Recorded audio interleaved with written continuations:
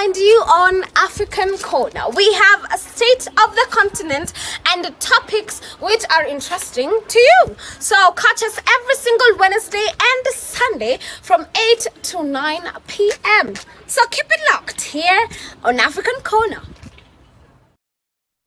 A very good evening, good afternoon, good morning, depending on where and when you're watching us from. My name is Mutathi Wachira Wanyaga, Mujiro wa Barea Karigithi, na kwehoka kumangogo sitheria ciumaga huho. Thayo. Today is a beautiful day. It's the 12th day of November 2023, and welcome to the State of the Continent as at or on 12th of November 2023. Ali, how are you? Good evening. Well, depending on where, I know in South Africa it's good evening. So Ali, how are you? I don't know if Ali you can get me, but guys, this is State of the Continent, and we are going to be telling you what is happening in the continent, what has happened rather this week. So Ali, can you hear me? Okay, I think Ali has gotten a glitch there. So guys, this is to remind you that we have a difference between State of the Continent and African Corner. State of the Continent is this show that happens Sunday. On Sunday, we discuss or we get to tell you what has been happening in the continent, telling you this has been happening in Egypt or in the northern part of Africa, what has been happening in the eastern part of Africa, what has been happening on the southern part of Africa and the west. Basically, we'll be telling you, or we are telling you, what is happening in the entire continent. But African Corner happens on Wednesday, where we get to discuss various topics which affect the social topics in Africa.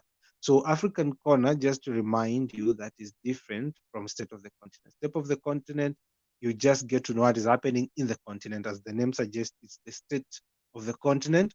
But African Corner is a show where we get to discuss about social issues, that are there in Africa. Things like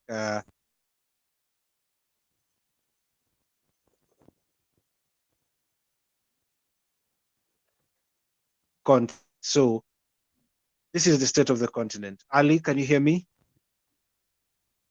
Yes, sir, I can hear you loud and clear. Yeah, and I'm Limpopo, a boy from the mountains of Limpopo. When you find me on top of the mountain saying, Africa, that is wonderful. Thank you. Thank you, Ali. Thank you. I don't know if the mountains of Limpopo is as cold and as rainy as Kenya. Here in Nairobi, it's very cold. It is raining. I don't know. What is the weather there? This side, it's very hot. And also check your side. That side, you're breaking that side, your cables. It's very hot this side. As you can see me there. It's very, very, very hot this side, man. This morning, looking from 7 o'clock in the morning, it was very, very, very hot. And I can tell you, it's like we're in the pan. I'm sorry. I wish we could have been able to send rain there. Here in Kenya, they're confusing us. They're telling us there is El Nino. And then the president wakes up and tells us God has saved us from El Nino. And then they come back. The deputy president tells us there is El Nino anyway. I can see Robert Madubi saying that he's watching from Nairobi, Kenya. Thank you very much, Robert. So Ali, I'd like us to, just get into the topic that we have tonight. I mean, the issues that are happening in the continent, the issues that we're focusing on tonight on the state of the continent. And I would like to start with what is happening in Kenya. Charity begins at home. Therefore, today I'd like to start focusing in Kenya first. And the government has increased some charges and some prices on various things. And before I go further, let me share this video with you so that our people can get a snippet of what we are talking about. By the Gazette notice, acquiring an identity card for one who had never been registered was listed as costing 1,000 shillings, but it has been a free service. The cost of replacing an ID card has also increased 20-fold to 2,000 shillings from 100 shillings. The cost of a passport has also gone up, with that of a 34-pager, the smallest size, going up from 4,500 Kenya shillings to 7,500 shillings, while a 50-page ordinary passport will now cost applicants 9,500 shillings from the existing 6,000 shillings, and the application fee for a 66-page ordinary passport has shot up by 5,000 to 12,500 shillings. Replacing a lost passport will cost 20,000 shillings, an increase of 8,000 from the previous fee, while replacing a valid mutilated passport will also cost 20,000 shillings from 10,000. Late registration of death will cost bereaved families 500 shillings from 150 shillings, while the registration of births will cost 200 shillings from the current 50 shillings. In his petition, Gikenyi argued that the new charges were out of reach of many Kenyans' pockets, while urging the court to certify the matter as urgent. So, Ali, as you can see, that is basically what is happening in our country here. They are increasing almost every single charge that of the government services, including late registration of death, which was 150 shillings. Right now, it's 500 Kenya shillings. And life is not getting easier in this country. Our president, I don't know if he hears our concerns, but life is getting harder and harder. And I don't know, they are milking every single coin from the people. They are adding these charges, and you just wonder, man, how did we get to this position? How do we get and where we are charging a citizen of Kenya to get an ID? You know, for you to get an ID early, you have to pay. Initially, it was 0 shillings. Right now, they are charging us 1,000 Kenya shillings. So it is a sad state of affairs, because we are seeing citizens complaining. Like, for example, passport, as you have heard. Initially, to get a passport, you will have gotten it from as 4,500 shillings. Right now, it has been increased almost to 7,000 Kenya shillings. If you had a child outside this country, right now you need almost 1 million Kenya shillings for them to be acknowledged as the citizens of Kenya. So, Ali, I don't know what you think of that, but that is the state of the continent. That is the state of our nation. Ali? It's something. Also, check your cables that side. We can hear you loud and clear, but there's a bit of some echo from your end. It makes me difficult to find it difficult to hear you. Look, I could say what is happening that side. It's something that is also happening this side. We pay for IEDs this side. First time when you make an ID, it's for free. But the second time moving forward, there's a payment that you need to do. Only for the first time when you make an ID, it's for free. But from there moving forward, you pay for it. That's how it goes. I know. Yeah, once you replace it, you pay. As we used to pay 100 shillings for you to replace a lost ID.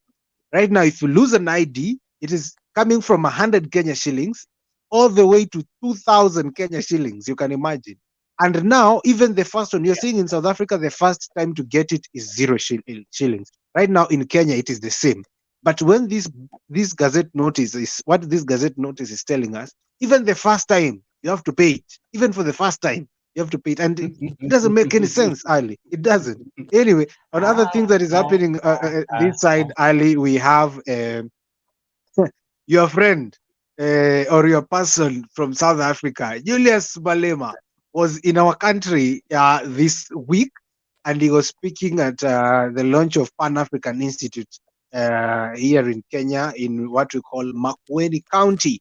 And, you know, this is what he had to say. You know, he was bashing some people, he was critiquing the president, and this is what he had to say here in Kenya. Election, the things he's doing now are two different things. I don't know. Because I heard him saying we need to do away with the dollar and build our own currency. But his actions are not speaking to anything of doing away with the dollar. The latest being putting a red carpet for a murderer, a person who killed the Kenyan people, coming into this country, receiving a red carpet and being saluted by our own army.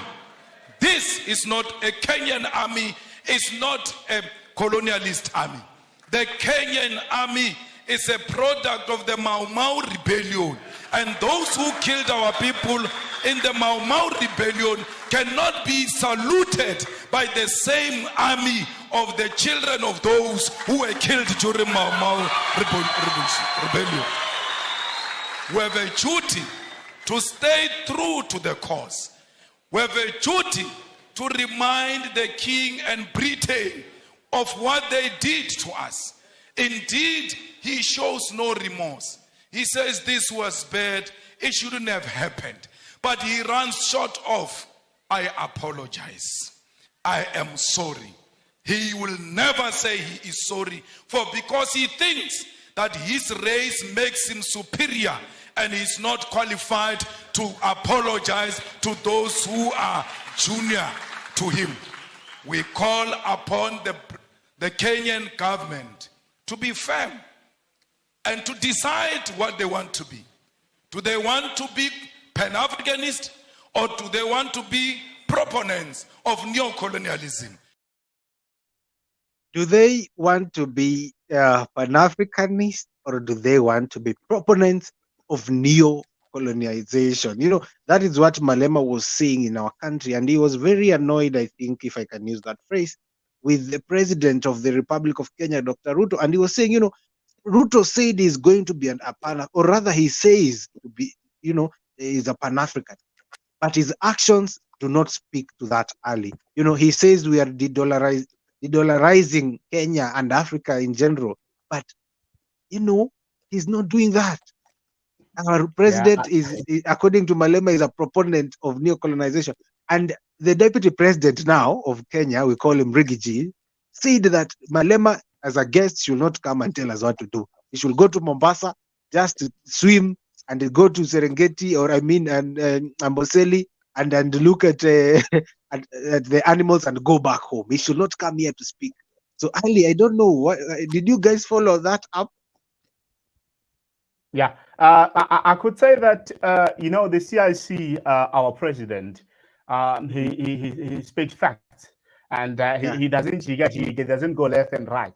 He put the matter straight forward. Doesn't matter whether you're a president or you're a rich person. He gives you straight shot.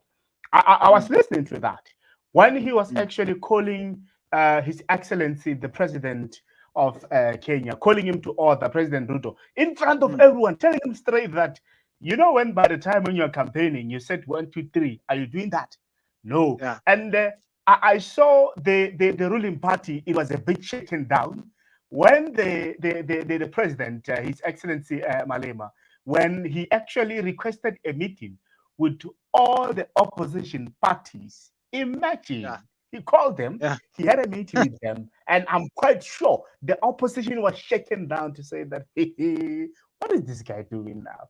They were very, very shaken down, and I'm quite sure even today they're still looking to know what was happening. And I can tell you, looking on Malema, Malema, he's a very, very, very, very young African who each and every African, they wish that they could have like a photocopy of Malema in their country, because you can see how the hall, it was very packed for people coming there to come and observe the CIC giving a lecture. When you're listening to them, I'm sure people, they learn a lot. You know, Honorable Malema, he speaks facts and he will tell you straight on your head without whether you are rich or poor.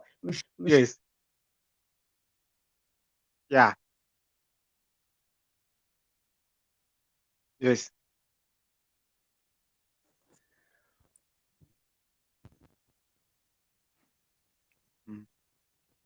Yeah. So Ali, so thank you for that. I was happy because at least finally somebody who's outside this country was speaking for us and saying what is happening in this country. But also, Ali, from my end, also, just to wrap it up, we had an issue. We have an issue here in our country because the other day they told us just that we did not expect this, but Kenya declared a public holiday. Tomorrow is a public holiday. The 13th of November is a public holiday in Kenya. And we did not know. It was just gazetted the other day. It is like a surprise public holiday. For what?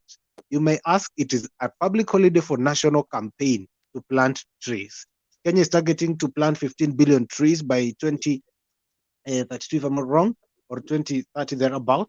And we did not see this coming. Ali, we had it, and they said it last week, and now tomorrow is a public holiday. And it's I don't know. It's a good thing, but many people are saying in Kenya, they're not going to plant trees. They're going to have fun. They're just going to extend the weekend, you know. But I was looking at it as a very positive, good thing, because now we are taking the issue of planting trees seriously. I'm sure there are some people in this country who will take tomorrow seriously, and they're going to plant trees. Ali, maybe you can just tell us what is happening in your end. Not a problem. Very quickly, just to put a point from what you're saying, I think Kenya is one of the it's very unique, Kenya, looking all the African countries. They take Yeah. climate very serious, these people. And Yeah. they declare holiday just for planting trees. Imagine. Yeah. Not this side. Not this Yeah. side. Not a problem. Also, I tell you good news that are happening this side of South Africa, where Yeah. the University of Cape Town, they've developed a new app that is called Kwanele. Kwanele, it simply means enough, it's enough. The app is actually, it's called Kwanele. It's a new digital tool that are actually going to use actually to track and help to counter the sexual misconduct that are actually happening at the university. And I Yeah. can tell you, actually, this app is also going to be able to collect evidence. If anybody maybe was actually involved into a sexual crime or anything, you report on the app, then the university will deal with it very decisively. I think this is a good way of using technology. No more for one to go to police station. You just collect all the information, you put it into the app, the university will be able to see it. I say thumbs up to this one. This is a good thing to be done, because a lot of things are happening inside to this university where you find that a lot of students are reporting that they've been raped, or maybe somebody was touching them, or any other thing which would like to, as a sexual contact. So this is very good. And also, Wachiri, what is happening this side? Now it's November, we're approaching December. It gets very crazy in South Africa. Every African wants to put their foot in Cape Town. You know that. Everybody wants to come to Cape Town. And now Cape Town is becoming a hotspot, in terms of these guys that are taking chances. Now, the city of Cape Town, it says that it has actually put the millions and millions and millions of rands into the investment to look into the safety of the people that are going to spend the holiday there, because it was said that the likes of the US and other countries, they've issued out statement to say that some of the hotspot places people should not travel to. South Africa was also included into that, and this is going to take our economy time. The likes of the UK and US and Germany, they issued out notices to people to say that they should take a look into visiting South Africa. I could say this is a problem, man, because the tourism in South Africa or in Africa, it needs to grow, but we still have thieves. People who don't want people to come and visit us here. They don't want the Kenyans to come this side. They don't want people to come and visit us. So what they do, they're like, when they come this side, we'll take everything. We don't do that. We don't do that. Yeah. We don't do that. Yeah, Ali, it's a good thing that security should be beefed, so that it can also, I understand Cape Town is a tourist sort of a oriented place. So it will be a good thing once we see, the South African government making sure that that place is safe, so that anybody who, especially us Kenyans, right now we can come to South Africa visa free. So when you're coming to Cape Town, I hope we will not be taken advantage of by by the people of Cape Town. And anyway, I hope it will be a secure place. But Ali, what is also happening here in Eastern Africa, we have seen that Uganda has cut ties with Kenya on a certain oil deal that was happening in Eastern Africa. And maybe I can just play a video so that some people can be able to understand what I'm saying. So we start off with Kenya's topmost trader partner, which is Uganda, was upset that it was kept in the dark about the negotiations around the government-to-government fuel deal between Kenya and two Gulf nations. Minutes of meetings in which a decision was taken to dump supplies from Kenya. At the meetings and the minutes held last week and Monday this week, representatives of Uganda's Ministry of Energy and the Uganda National Oil Company and oil marketers observed that the decision by Kenya to enter into the Gulf deal had left the neighboring country's supplies vulnerable and exposed its citizens to expensive pump prices.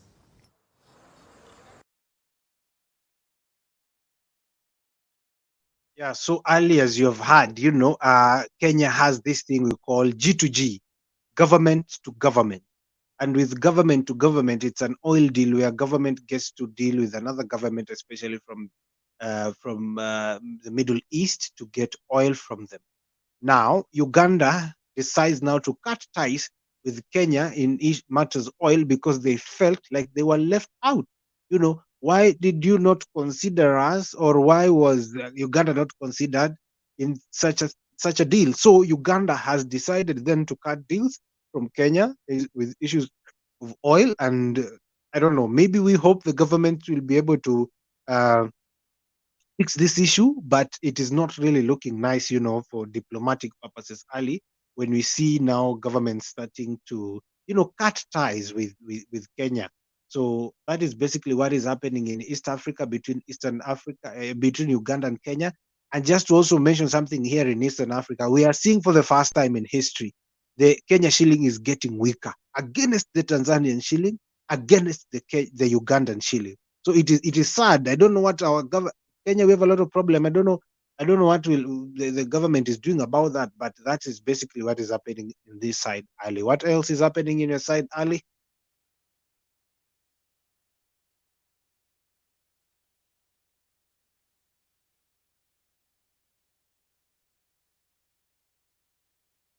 Ali, you can unmute yourself.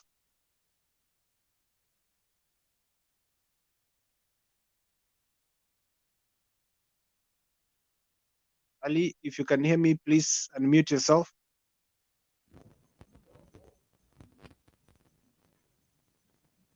Yeah.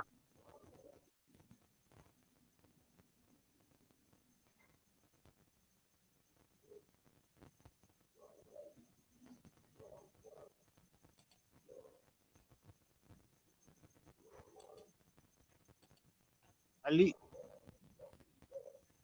Yeah, I don't know if you can hear me very well on your side, Wachiri. If you can hear me very well, okay, that's awesome. Now, looking into what is happening into Mozambique, it's something that is very, very, very boring and terrible. As you know that in South Africa, we are actually experiencing what is called a bad flu. It's called avian flu. Now, it has been said that Mozambique now has actually banned about 45,000 hens. And it's to say that the bird flu actually, it was actually coming from South Africa. It ended up affecting them that side, which is going to cost them a lot because this side of South Africa at the moment, the cost of chicken is high.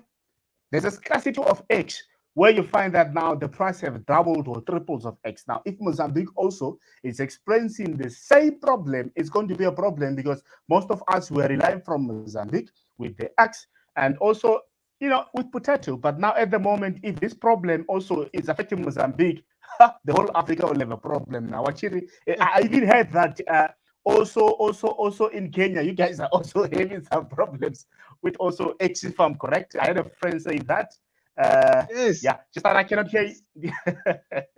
I'm hearing that you guys are also having a problem. Yes, we are having a problem with with issues of chicken. We are importing chicken, and it's a funny thing that is happening in this country. Yeah. Now it's a very big problem. Okay, very quickly, let's go to Ghana. We look into cocoa. There's a serious problem. What comes of this one? We go to Ghana now. We look into cocoa. Look, this is what is happening now. The Ghana cocoa farmers, they are actually struggling to say that there is a shortage of money. Hear this out. What is happening in Ghana? In Ghana, remember Ghana, it specializes in cocoa. Ghana is the second largest country in the world, which is actually supplying cocoa to the whole world. What is happening now? There is an agency, I could say, in Ghana. There are private farmers and also there are farms that are owned by the government. Are you with me, Wachiri? So most of the farmers that are working at the state, they're actually complaining, and they've complained to the Cocoa Board to say that they are actually not paying their employees. There is an organization that is actually coming from Ghana that is called Ghana National Cocoa Farmers Association. It has actually laid some complaint to say that most of its members, they are actually raising complaints because they are working but they're not getting paid. And it has been said that the government of Ghana is actually having some financial problem because there is a board called Cocoa Board, which is sort of a governing body for cocoa. They also have their own funds within Ghana. So what is happening at the moment is that employees are just working, they're not getting paid. So most of them, they're complaining. Now, I had to make a research. I called 5 people that are in Ghana at the moment. Listen to what they're saying. One is saying that the government is saying false information. Why all these ministers, they're driving very nice cars, they're living in very big houses. At the moment, they say that the cocoa board now is running out of money. They're actually busy trying to secure a loan for 2023 and 2024. And according to the Reuters news agency, they also report that still the government will also still need to approve that loan, because at the moment, still the cocoa board is still struggling. They borrowed money in 2020. They're still struggling to pay that. We need to emphasize this because Ghana is actually supplying a lot of countries with cocoa, where you find that you'll find your chocolate and other things. There is a corruption. There are a lot of things happening in Ghana. If you hear people that are in Ghana, they'll tell you about cocoa. Because now, a lot of experts are getting worried to say that if the cocoa board now is falling down and the cocoa board is having a financial problem, which simply means that most of the farmers now, they are going to use the neighboring countries, such as your Ivory Coast, in order for them to be able to sell the cocoa. This is something that is very important that we need to emphasize. And the Ghana economy is going to go down because cocoa, it contributes around about 50% of the Ghanaian economy. So imagine what's going to happen.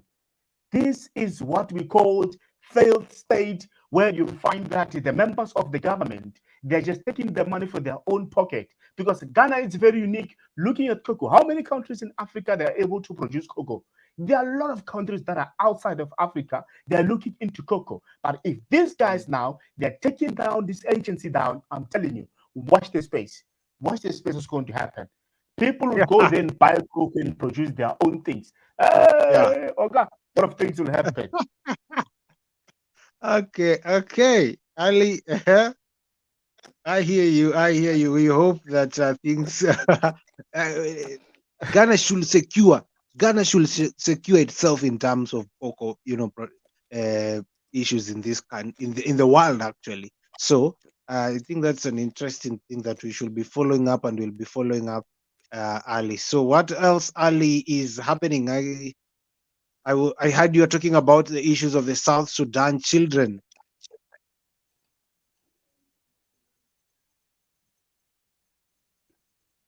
Yes, Bashiri, you're a bit breaking. Come again. Yeah, we were talking about the South Sudanese children. They had called for better education, and there was a meeting where they were talking about they deserve a better education system and better education in their country. I don't know if you were able to follow that. Not a problem, as I'm struggling to hear you. Just in conclusion from my end, some of the things that I would just like to add from today, I will tell you that there are a lot of interesting things that you find that people didn't know about South Africa. Did you know that South Africa has 11 official languages, and they just added also with the sign language? And did you also know that South Africa is a wildlife wonderland out there? A lot of people don't know that. Did you also know that South Africa is a home to the crackle of the humankind? Wachiri, did you know that? Did you also know that you can enjoy so many different kinds of holidays, landscape in South Africa? Did you know that? Wachiri doesn't know that. Did you know that the Cape wineland and the South African winelands are the famous winelands in Africa and the world? Do you know that? No, he didn't know. Did you know that South Africa is the only country in the world which is having 3 capital cities? We are proud of that. 3 capital cities. Did you know that? Did you know that Did you know that South Africa, it is the only country in the world where there are only 2 Nobel Prize winners who lived in the same street? Did you know that? They did not know that. Did you know that South Africa is the world's first heart translated that was actually completed in Cape Town? Did you know that? They don't know that. Did you also know that you can actually take a leap on one of the world's highest jumps in South Africa? They didn't know that.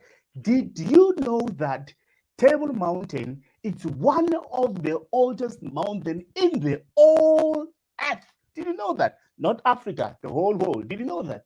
No. We are very rich, my brother. A lot of things happening this side. We just need to sort out our politicians. Our politicians are playing us mind games. They're taking the money, they're taking everything. They're using that as an advantage. Africa is very rich, my brother. It's very, very rich. Thank you, Ali, for that. Now I know so many things about South Africa. I'm glad to hear that there are so many things that we actually don't know about South Africa.